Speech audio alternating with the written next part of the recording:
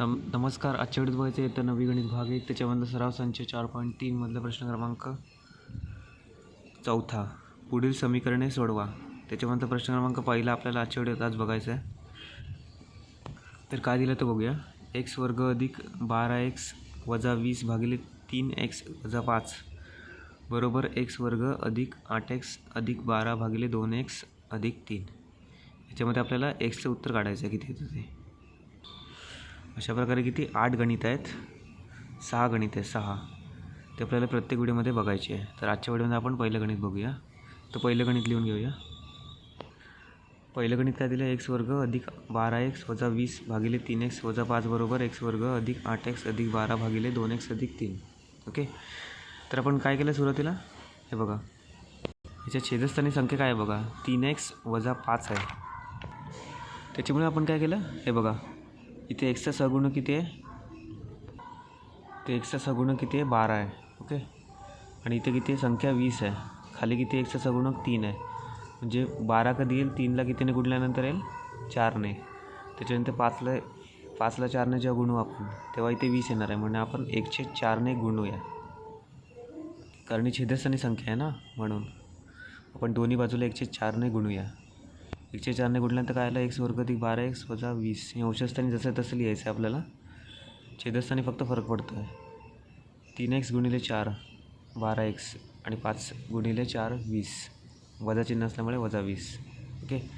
त्याच्यानंतर काय, x वर्ग, हे बघा, 2x गुणिले 4 8x आणि 3 गुणिले 4 12 होतात.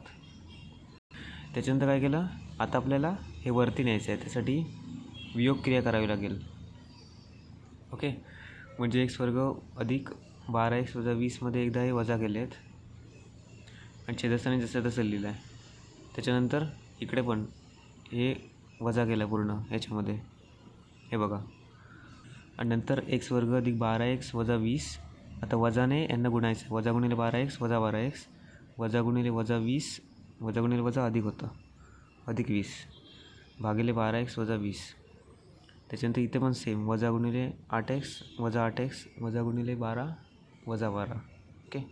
तर वजा 12 अधिक 12 सगळं कॅन्सल होतं. वजा 8x अधिक 8x कॅन्सल होतं.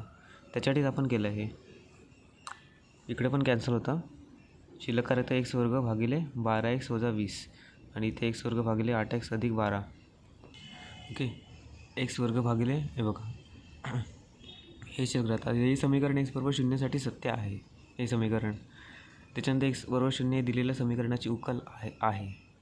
ओके. तर मग आता हे पुढचं गणित सोडूया. x वर्ग भागिले 12x वजा 20 बरोबर x वर्ग भागिले 8x अधिक 20. आता काय केलं आहे, पण आपल्याला x वर्ग घालून टाकायचं आहे आणि xचं उत्तर काढायचं आहे. त्यासाठी काय केलं मी, हे बघा, हा x वर्ग इथेच ठेवला. ह्याला 8x अधिक 12ने गुणला आपण. बरोबर चिन्हाच्या त्या साईडला नंतर होणार इकडे गुणिले आणि ह्याला पण इकडे नंतर होणार इथे गुणिले. ओके. हे बघा. आणि त्याच्यानंतर x वर्गाला आपण बरोबर चिन्हाच्या या साईडला आणलं. म्हणजे ते ह्या संपूर्ण याला भागिले आलं. ओके. त्याच्यानंतर x वर्ग कॅन्सल झालं आणि 8x अधिक 12 बरोबर 12x वजा 20 शिल्लक राहिलं. आता काय केलं, 8xला आपण बरोबर चिन्हाच्या या साईडला आणलं. म्हणजे ते वजा झालं 12x वजा 8x. आणि त्याच्यानंतर वजा 20ला आपण इकडे नेलं, मग ते अधिक झालं. इकडे वजा आहे ना, वजा 20. इकडे बरोबर चिन्हाच्या या साईडला नंतर होणार अधिक 12 अधिक 20. त्याच्यानंतर 12xमधून 8x गेले, 4x राहिले, बरोबर 32. 20 अधिक 12 32. आता 4ला पण बरोबर चिन्हाच्या या साईडला आणलं. म्हणजे ते इथे गुणिले xला, इकडे नंतर होणार भागिले. आता 32 भागिले 4 किती होतात 8 आणि 4 8 32. म्हणून आता x बरोबर 0 ही पहिली उकल इकडची, किंवा x बरोबर 8 या दिलेल्या समीकरणाच्या 2 उकली आहेत. ओके. तर प्रश्न क्रमांक 2 आपण नेक्स्ट व्हिडिओमध्ये बघूया. धन्यवाद.